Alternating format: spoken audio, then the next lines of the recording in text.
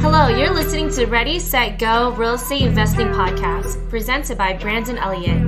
This show will be going over all aspects of real estate investing and is intended to educate, motivate, and prepare you to take action on your first or next real estate investment. For more information, please visit BrandonElliottInvestments.com. Thank you for listening and enjoy.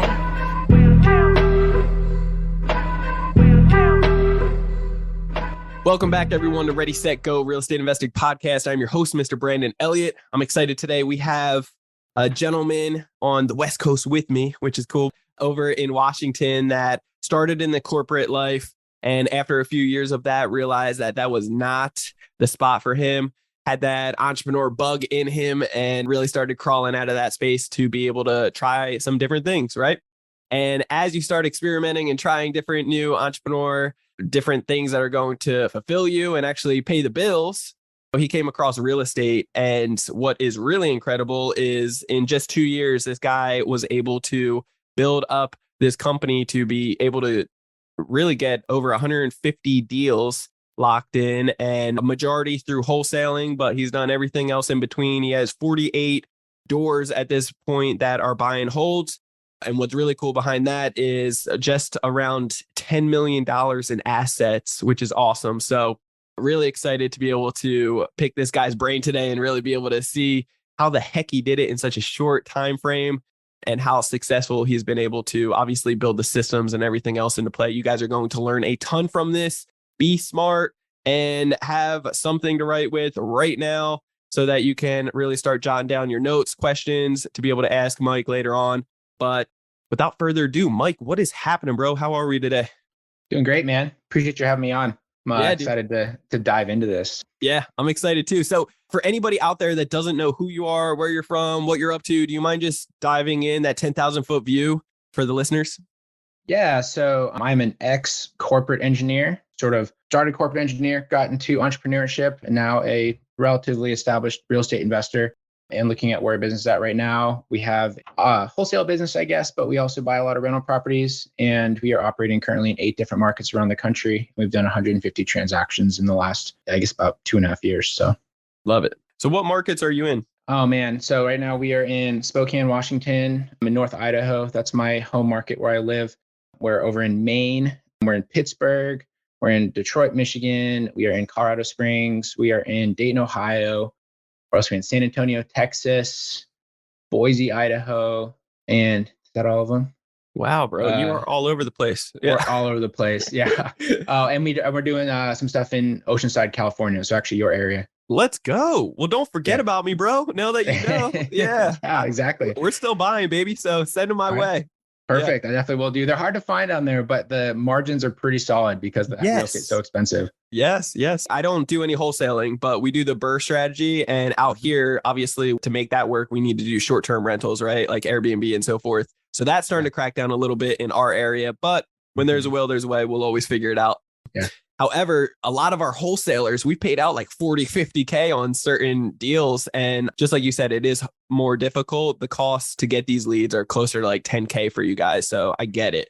Yeah. And it's challenging. And then just the nature of the sellers there as well, because they're a lot of older people, they're savvy, they know that California is desirable. A lot of stuff that's owned in like trusts of different businesses, things like that. So it's a different conversation than, dealing with some of the North Idaho people, which are like, meth houses, right? Yeah. Super different conversation.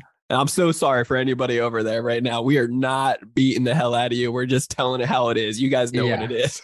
Yeah. We have meth houses out here too, though, by the way. Yeah, right. But yeah, those are still savvy investors. Yeah, right. Yeah. So talk to me, man. Why real estate for you? Actually, I want to dive into that, but like while we're on track here, how and why so many different markets? So as we started to scale our business, we got relatively established in Spokane and North Idaho. And like our market isn't incredibly big. It's about 500,000 people. Okay. And so we reached a point where we had kind of saturated our own marketing. Yeah. Right. Like we were hitting everyone that we possibly could. And basically to keep getting more opportunity to keep scaling, we were just spending more and more money for like a smaller piece of the pie. So we said, why are we doing that here? Why don't we instead take our systems that we know work and go and drop it into other markets and get like the lower hanging fruit there? And the markets that we chose were primarily due to strategic partnerships that I've established. Sure. Just from being a part of different masterminds and groups and things like that. So we'd find someone that was a key buyer in these markets, and we would just go over there and start working with them exclusively. And then, they would just make it an easier transition instead of having to learn neighborhoods, having to, make connections, all that sort of stuff. We already have that with this one key person. So I love it.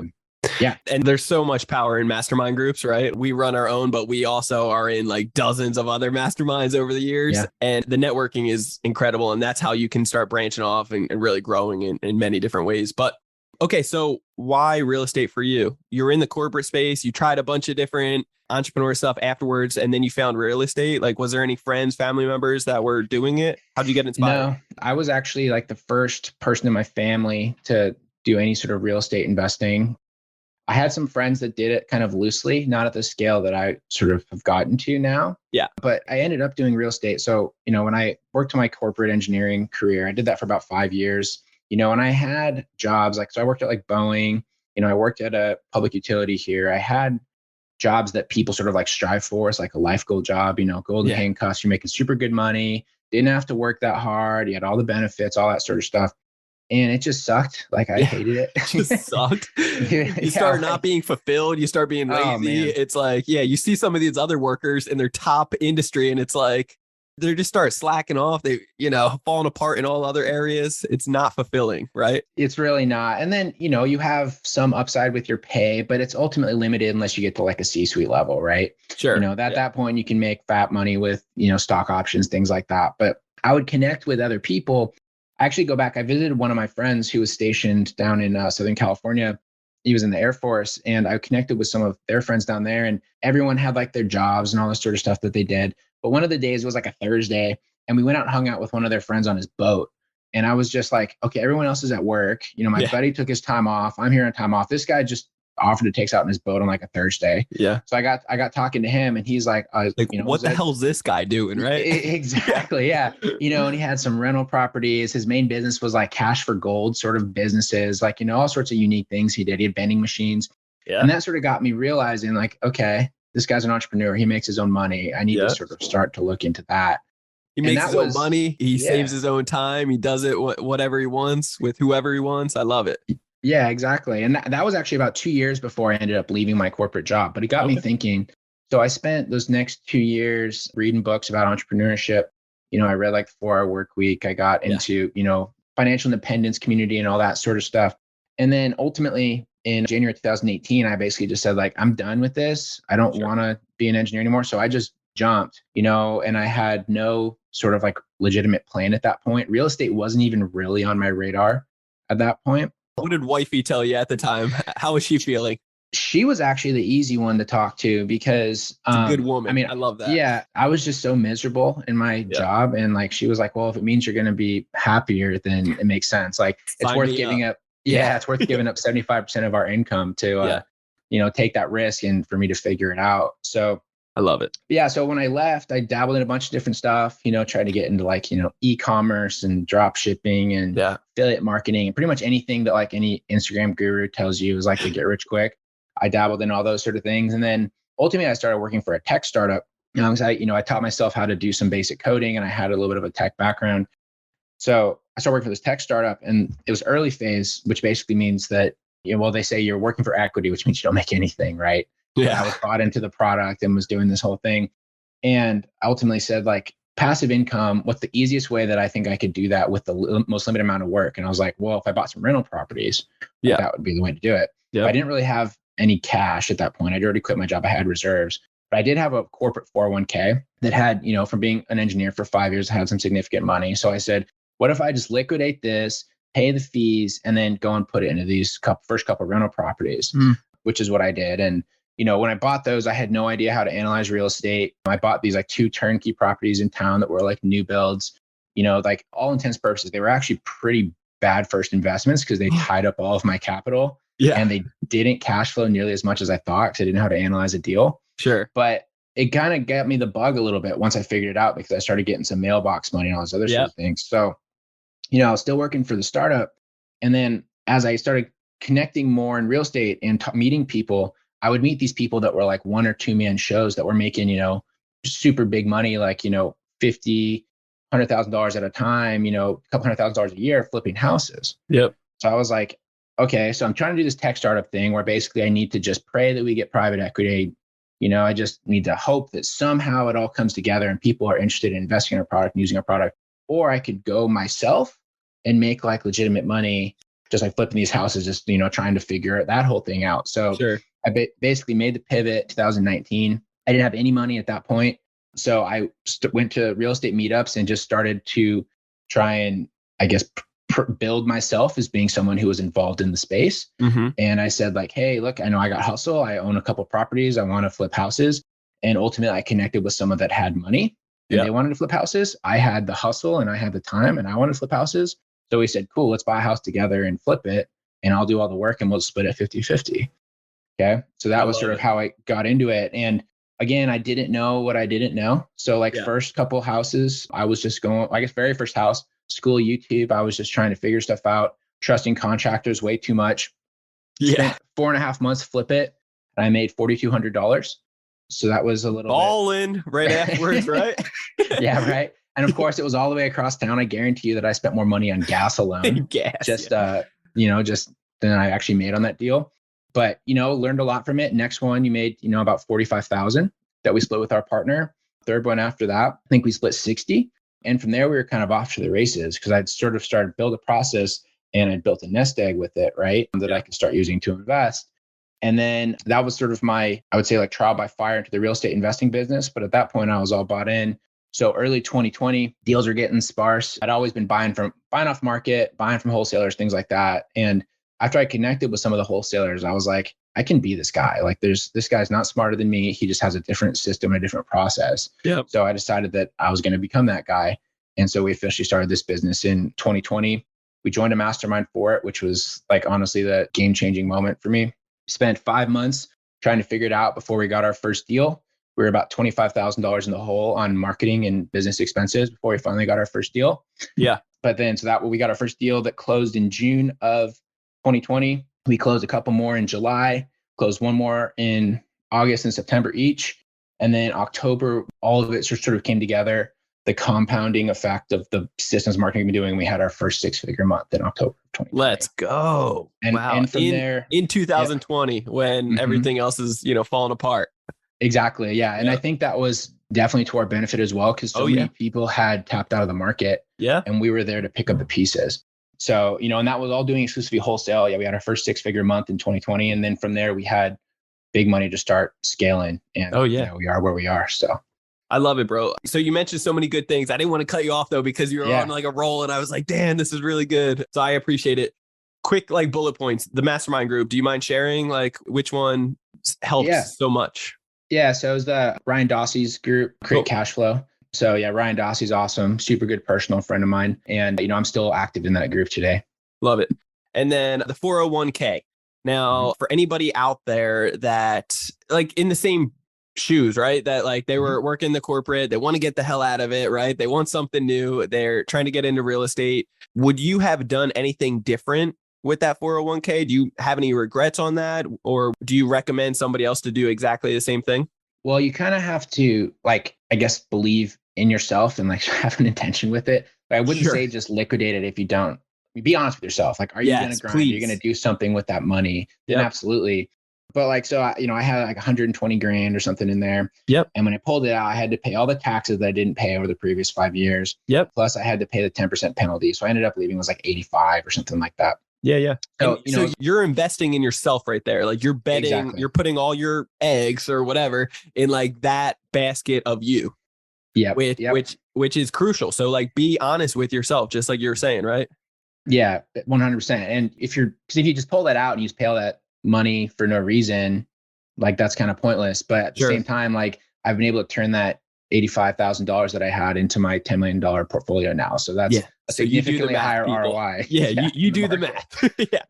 Yeah. So the reason I bring it up is because I know there's other creative options that somebody listening, they might have not considered or thought of. I think it's a brilliant option to do that. And I don't have a 401k, so I can't even really speak on this. But my 2 cents behind this is, what about potentially considering transferring it into a self-directed IRA that you could loan out against to your entity, like your company. And then obviously it needs to be paid back, but you would get that full amount versus paying the penalties and so forth.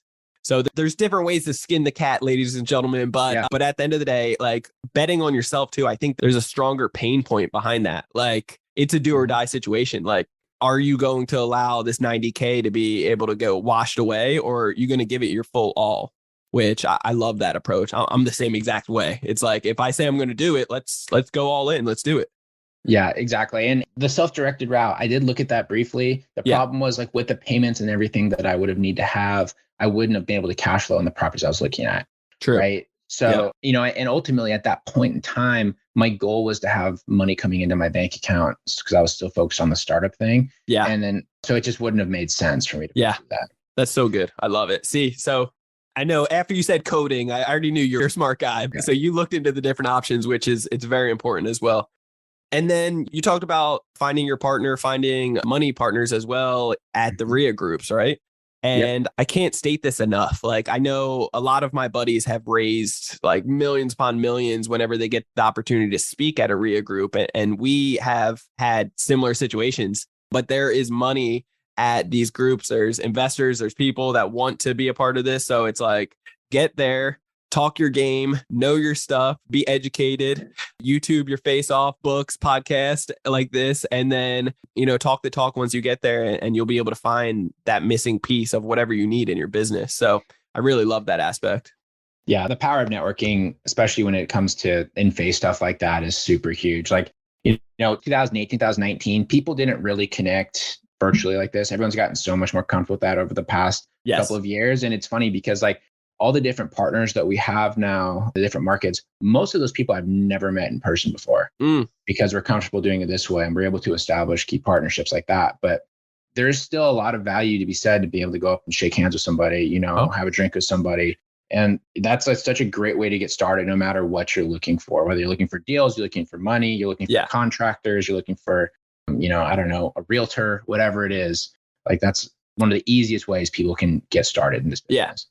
I think it's priceless. We've got so comfortable with the Zoom and like video, but when, the body language in person, shaking somebody's hand, networking, connecting over a drink or some food, like all of that, it adds tremendous value. So you can't put a price on that. Your next business partner, just like you, or whatever you're missing, could be at those meetings. And I even used to volunteer at those meetings and still occasionally go back and forth. So there's tremendous value, great networking, and just get your butts there if you are getting started in real estate, by all means.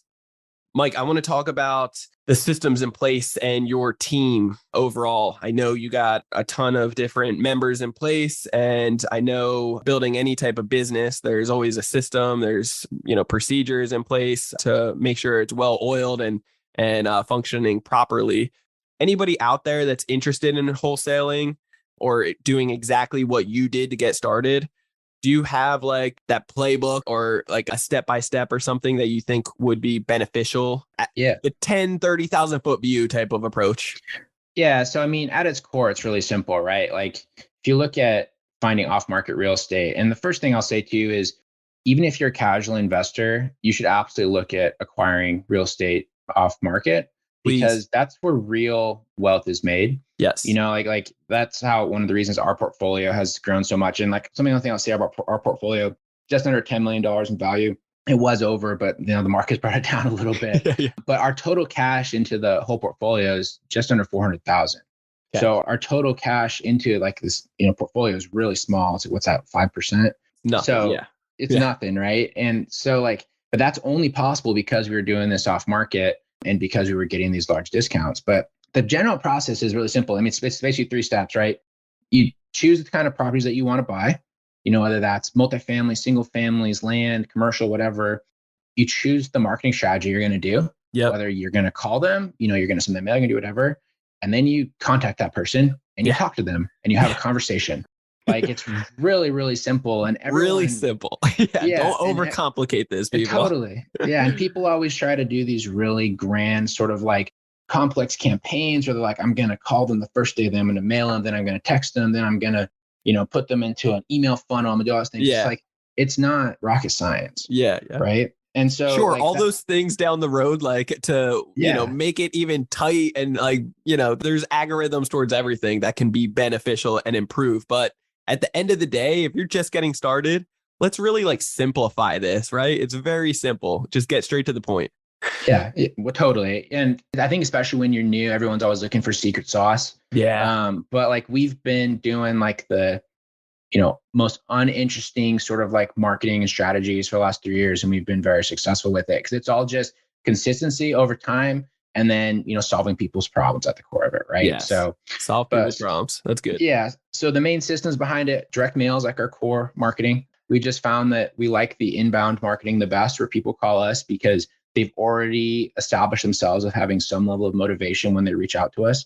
Yeah. We do outbound marketing, calling and texting and internet stuff. But if you look at the number of deals that we get from that and the amount of time that my sales guys spend working those leads, it is definitely less of an ROI than our direct mail.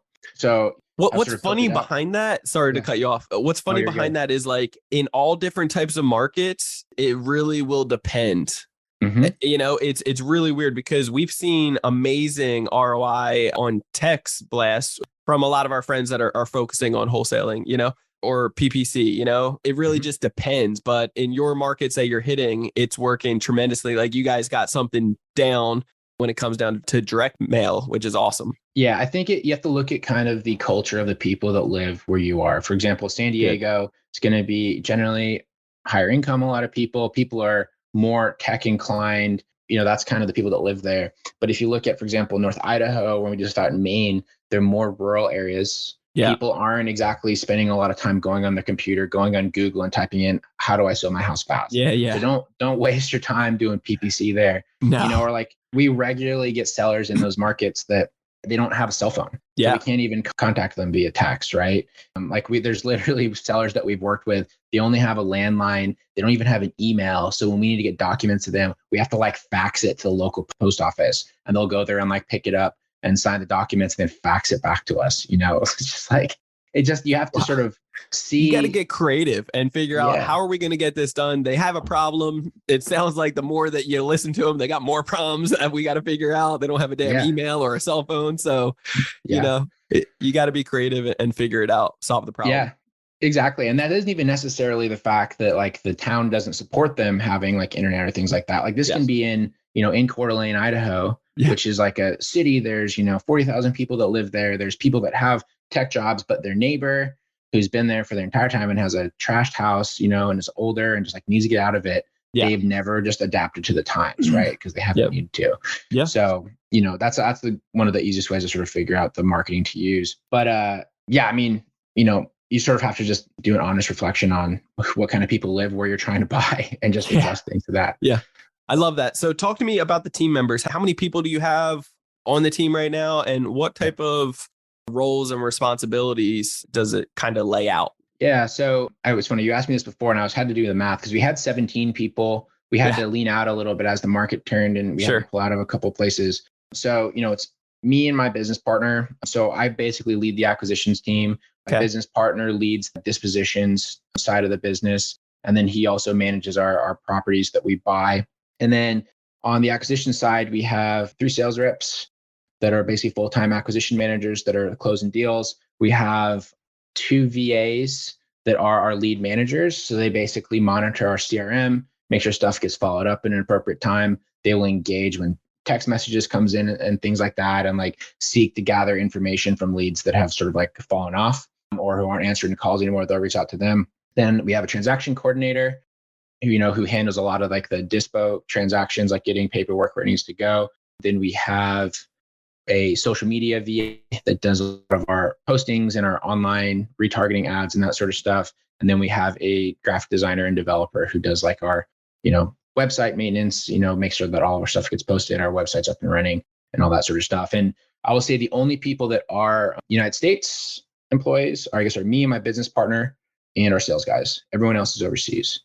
So even your sales guys? Yeah, they're in the US. Yeah, but they're all virtual. So we have one sales guy that's local here. One lives in actually Orange County, California, just north of you. And the other one lives in Colorado. But they all work in markets that are, all around, and we just do everything virtually.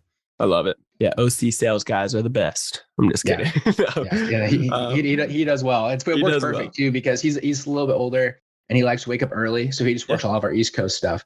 So he's calling people at 5 a.m. his time when it's 8 a.m. over there. And that's just his jam. So I love it. Yeah, that's great win-win. As you've been building up the company in the last 2 years, 2-3 years, what type of learning curves have you come across, especially as you're like hiring or firing and really growing this thing? Yeah. So, I mean, the biggest learning curve, I would say the main thing that we realized was how important it is to hire people for like I would say like the day-to-day tasks that just take a lot of time. Yeah. I think especially when you are starting out and you're not making like a lot of money yet, even making very little money, even let's say, but you're spending so much of your time doing things like trying to call leads that haven't answered you for a month, or you're trying to do things like, managing your data or pulling fresh data, all this sort of stuff that really can be documented and outsourced to a VA for like $5 an hour. Yeah. When we started making those changes, that was kind of the first time our business started to really change. And then the second thing is sales. If you're not a sales guy and you want to do this business, like you want to do off-market real estate, go find a sales guy. Please. like honestly, that first 6-figure month that we had, that was actually the difference for us. Was we were really struggling ending out September. Yeah. We actually had $4,500 in our bank account at that point, in our business bank account. So we were doing really bad. I actually went to this mastermind meetup with Ryan down in Florida. I went down there and we are going through our CRM, and he was like, here's the deal. I was like, why aren't you closing these? And we listened to some of my calls. He's like, bro, I think you just suck. It's like, you're a bad sales guy. Yeah. And he's like, all right, your challenge when you get back is to go find one. So we went back and I was like, I don't know how to hire a sales guy. I don't even know what that needs to look like. We posted the job listing. We interviewed a bunch of people, and we actually ended up bringing in this lady. She had no real estate experience. She was a bartender. She just had like good personal skills, right? Yeah. And we're like, I feel like she'll mesh really well with our sellers. And so we just brought her in, plugged her into our system, kind of taught her how to use it. She had 7 signed around contracts in the first 2 weeks. Really? because she knew how to do sales and how to relate to people and how to close. Yeah. And that was when we were like, that's the key. We found the thing that we suck at. Let's bring in somebody to do that. So that was the biggest thing that we learned, was to don't be afraid to find your weaknesses and go that who, not how method. Bring in someone to do the things that you're not effective at. Let me ask, did you actually enjoy doing the sales calls and enjoy so you weren't good at it and you hated it, right? Yeah. It's not fulfilling in any way. So acknowledge, write on a piece of paper if you can't think about it. And sometimes we always keep so much up here instead of writing things out. But when you really write this out and you see the things that you're good at, the things that you like and enjoy spending time on versus all the other things that you're not good at, that you hate, that it's annoying. Those are the things you want to get rid of ASAP. And if it's very, very crucial, important, heavy moving pieces like sales and marketing, then you got to get that part out right away to really keep the business afloat, right? Yeah, exactly. And if you're in a position where you don't have the money to bring someone on and pay them, the great thing about sales job is you can justify paying them a commission. Yeah. Right. But I will say that if you're new, you don't have any leads on the back burner yet, you don't have any lead generation yet, you're realistically going to need to bring someone in and have them have a lot more stake in the game. Sure. So whether that's a partner or a larger commission, things like that, because they are going to need to be patient. But if you're someone that's marketing, you've built up some leads, you have kind of like we had 8 months, 9 months worth of leads at that point, and we just weren't able to close. Then it's pretty easy to bring someone in, offer them a super low base. So, it's a base that pays their bills, but not enough that they're going to be balling out. Right. Yeah. And then you go in and then they have to earn their money. It's when we brought her in, we had $4,500 in the business bank account. Our base that we were going to pay her was $3,000 a month. And we were like, so she doesn't close things in the first month, we're going to be out of money. She's not going to be able to market for the next month. And we're like, okay, well, I guess we'll see what happens. Yeah. And then sure enough, she came in. I think her first paycheck was $14,000. So she was pretty stoked. Yeah. So it's just, you kind of have to be honest about that situation. And, if it does mean that to get into that zone where you're able to bring someone in that's going to help you scale, you have to give up a little bit of your business. That's okay. Because what do they say? If you want to go fast, go alone. If you want to go far, go together. Yeah. Just let's lean into that as much as you can. Yeah, that's good. Talk to me. Where did you actually find those leads? Where were you posting to find the talent? Yeah. So that's trying to think. that one we found on Wise Hire. I thought you were going to say like by the local bar, bro. Like she was a bartender. No, I told you. no. We found her on Wise Hire. Our more recent people we have found through real estate meetups, actually. Yeah. And just for referrals from that. So like we haven't actually posted a job listing for quite a while.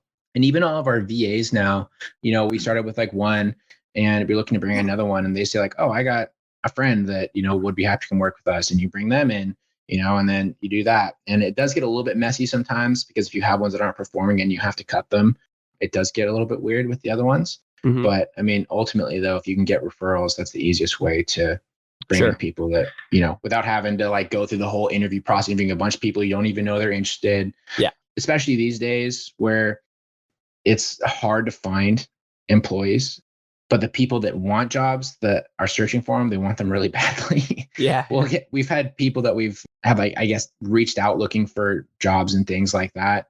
And they don't even know like what we do. All they know is that they've heard me talk something like this and that I have people that work for me that make okay money. Yeah. And they just like, but it's always, hey, can we do this? Yeah. Yeah. It's always like a time wasting situation though. Yeah. Now, do you run them through like personality tests or do you have SOPs in place to really help guide them for the onboarding? Yeah. So we have some basic SOPs. We don't do the personality tests. We did for a little bit. And I don't know. I don't find personally a lot of benefit in them. I think for like a large corporate structure, that makes it a little bit better. Because like really with the size that we're at, what I need someone that, I kind of mesh with pretty well because we're going to be working very tightly with them and someone that wants to hustle ultimately. Sure. Right. And so really my main interview process is first call. I sort of like see if I vibe with them or not. If I don't, then I don't come back second one. And then second call, I'll go through, ask specifics, ask about what their goals are, what they want to do. And then honestly, my typical practice is I bring them in for like a week or two and we just do like a trial by fire. And I basically say like, okay, look, we're going to pay you for these 2 weeks, but we're going to see how you perform and your job isn't going to necessarily be guaranteed after these 2 weeks. Yeah. So it's like a tryout, right? And typically through that, people just with like the vibe test is packed, people do come in and perform pretty well. I haven't had to drop anybody after the first 2 weeks yet. Oh, nice. So it's that third week where they start slacking off and then you're like, you're out. Yeah. It's the 4-month mark where that's where everyone starts to get a little bit, into the routine. They know the business. They're maybe a little bit bored with it. But that's also, that's another thing that we've learned too, is make sure that you have checks and balances, that you have KPIs that you're monitoring for your people, right? That you have like regular check-ins. So and that's not just for the business. That's like for each employee, right? Exactly. Yeah. For each employee, right? So we know like for sales guys, how many dials are they making? Do all of their leads have tasks associated with them? For our lead managers, are there like how many comments are they making every single day on the leads? Like, are there ones that are showing that they haven't engage with them in an appropriate amount of time? Sure. Just little things like that you can set up your system so you can do a quick glance over and see if they are actually doing what they need to do. Yeah. And then if they aren't, this is another thing that I always find is interesting with like small entrepreneurs is they'll like be all angry and they're like, oh, my whatever isn't performing. I'm like, well, have you asked them why? Yeah. Like have a conversation because who knows? Yeah. Maybe something bad happened at home. Like maybe they're going through some stuff in life, Exactly. Right. Or, sometimes one thing we'll find is that there was something that actually changed in the system, like our CRM or something that we didn't even notice. And they're like, oh, it doesn't let me do this the same anymore. And they don't actually understand the new process. But instead of reaching out because they're worried about, having to break the rhythm or things like that, they just sort of let it fester until it turns into a problem. Yeah. That's good. Are you guys doing like weekly meetings or a couple times throughout the week? Yeah. So we do daily kickoff because we're all virtual. I think that's super important. It's not long. Sometimes it's 5 minutes, sometimes it's 30. And, we just sort of check in with everyone. How's everyone doing? We talk about deals, talk about all that sort of stuff. And then that's really it for meetings. We don't do like big weekly meetings or anything like that. If we do need to have a bigger conversation, we'll just work it into that morning call and it keeps it pretty simple. I love it. Cool, man. So where do you see yourself going in the future with this stuff? And let me ask, with the market right now, wholesaling's getting tough, man. Mm-hmm. There's a lot of people that they can't get the product off to buyers, right? There's a lot of people sitting on the sidelines. So how are you guys staying afloat with that? Yeah, so that has been our biggest problem for sure. I mean, like right as the market started to turn, like June, July, we had to cut 5 or 6 deals that we had under contract, which was unfortunate. Just because they were at numbers. I would say all those ones they had like kind of longer closings. So we'd had them under contract for 45 or 60 days. And some of them, we actually had buyers that backed out on us. Yep. Because, the market started turning, they didn't like the deals anymore. So, we've had to adjust the way that we're making offers. We had to adjust the way that we're running our comps. So like the main way we run comps now, we don't look at any historical comps. Pretty much we look at honestly what stuff is currently pending for. Yeah. And then we drop 5 to 10% depending on the neighborhood. And then we make that our ARV. And then aside from that, we will add in, a lot of people will do like 75% of ARV minus repairs. We'll lean more towards like 70% minus repairs now, just so there's a little bit more wiggle room. Yeah. And then the biggest change we've made though on the dispo side, we don't really blast stuff out to the big list that often anymore. Like, we did what a lot of wholesalers do for a while. You send it out to the big email list, all that sort of stuff. Or we had like our VIP buyers and we would just send it to all of them. But realistically, what we do is we've identified the people that are still buying. And we will actually just like go to them and we will say like, hey, what kind of stuff are you looking for? Yes. Like what sort of margins are you wanting? And then when we find opportunities that fit their boxes, we just go to them directly and we say, what would you buy this for? Yeah. And they'll say like, I'll buy it for 200 grand. I'm like, cool. So we'll go and try to get it for below that. So we're almost like going to the buyers first as the opportunities come through, as like before we start to negotiate. I love that. That's very smart, just to make sure that you have that wiggle room and you can kind of almost get their commitment verbally first and then go back and, lock in those deals. So that's great. Yep, exactly. And then, for a lot of those people too, like they're wanting deals still, especially the professional flippers we work with. That's how they make money. Yeah. Or like if they're looking to scale a portfolio still. So, if they give you a number and you come back and you offer it to them at that, a lot of them are like, I've had people in our group ask us this, like, well, what happens if they back out and you shut the deal for them? It's like, they're probably not going to do that because they're not going to want to burn the bridge. They know that you're not going to come back to them again if they do. Yeah. So, and honestly, if they do burn you on it, let them know that that's not okay. That's the problem. Yeah. Also, there's got to be justification from it. Like if the market's still going down and it was a month later, then they better bring that up and say, otherwise it's like, dude, you told me last week that you were good at this number. I got it at that number, come on, don't play games with me. Yeah. Yeah, exactly. So when it comes down to your VIP list, how many people do you like to have on there? So back then, I guess last year we had 10 to 12. Yeah. We did 48 deals last year. We're at 70 something this year. And I would say out of those, probably 35 of them we sold to like our main 10 people. Cool. So, it just so easy. They're people that are established. They have their funding lined up. Most of them buy sight unseen. Yeah. Even still, a lot of them buy sight unseen. We'll send them some photos and we know kind of the stuff that they want to see. So we've been doing this long enough.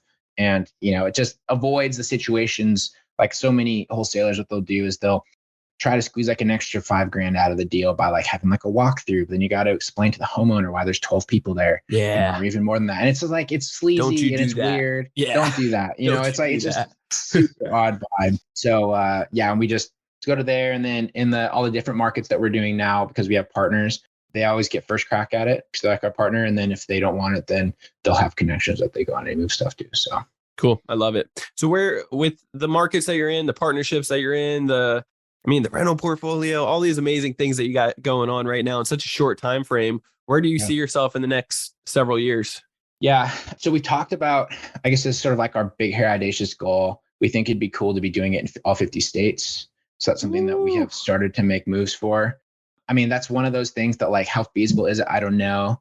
But it's also like, that's like a pretty cool, like bragging metric to say. Yeah. The states, right? So we're sort of making moves towards that. And then aside from that, in terms of our portfolio, we have 48 units right now. They're almost exclusively like small multifamilies and single families. So, duplexes, triplexes, single family homes. And then we do have like an 8 unit and a 6 unit, but we're looking to get into some larger stuff.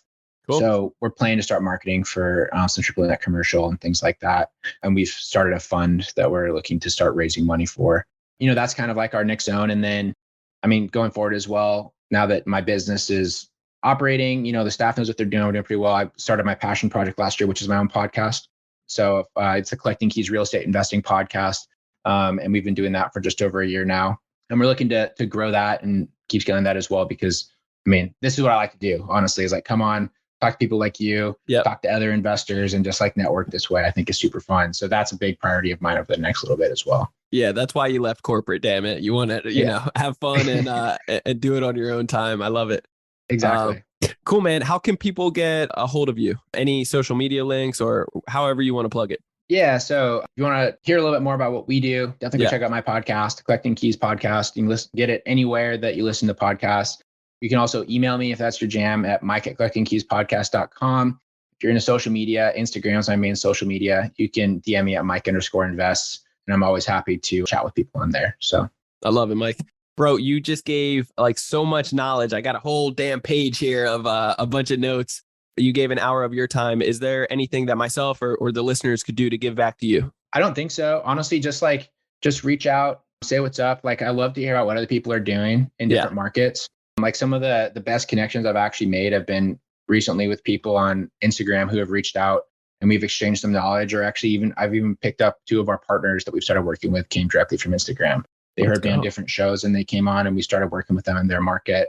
So honestly, don't be afraid to reach out that way. Aside from that, go check out the show. Like I said, that's one of my big goals is to grow that this year. So anyone wants to go check that out, that would be great. Love it, bro. Well, I appreciate your time today. I know all the listeners, I know you guys got a ton of value from this. So make sure you reach out to Mike and plug in by all means. If you guys want to connect with me, you can always do it on Instagram. It's Brandon Elliott Investments. Otherwise, facebook.com/Brandon Elliott Investor. If you're looking to really get educated on credit, everything that we have, we got the whole keys on credit, on really understanding how the banks and lenders are judging you. So you know how to flip the script on the banks and get several 6 figures, even 7 figures in funding within 6 to 12 months at 0% interest so that you can leverage it and purchase real estate with credit cards. Like buying real estate with credit intelligently, calculated risk, 0% interest, 12, 15, 18, 22 months.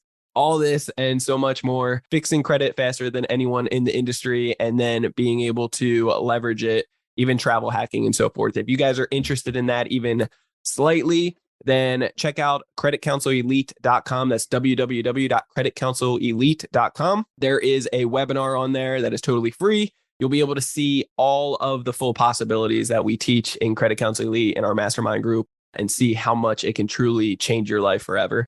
So that's creditcounselelite.com. It's an hour webinar. Check it out. If you have any questions, you can schedule a one-on-one call afterwards. As always, though, thank you so much for joining today, and hit that subscribe button to Ready, Set, Go Real Estate Investing Podcast. You'll get the newest notification every single Monday. Leave that 5-star review afterwards. I appreciate all the love and support. So many of you guys have been leaving the 5-star review and subscribing lately. And we are just greatly appreciate all the love and support and sharing this out, tagging somebody in that needs to see it to get them the breakthroughs. We are very passionate about educating, motivating, and preparing you to take action in real estate, change your life just like it has for me and Mike. And today was an excellent episode. So Mike, appreciate you, bro. Thank you so much. Yeah, thanks, Brandon. Appreciate it.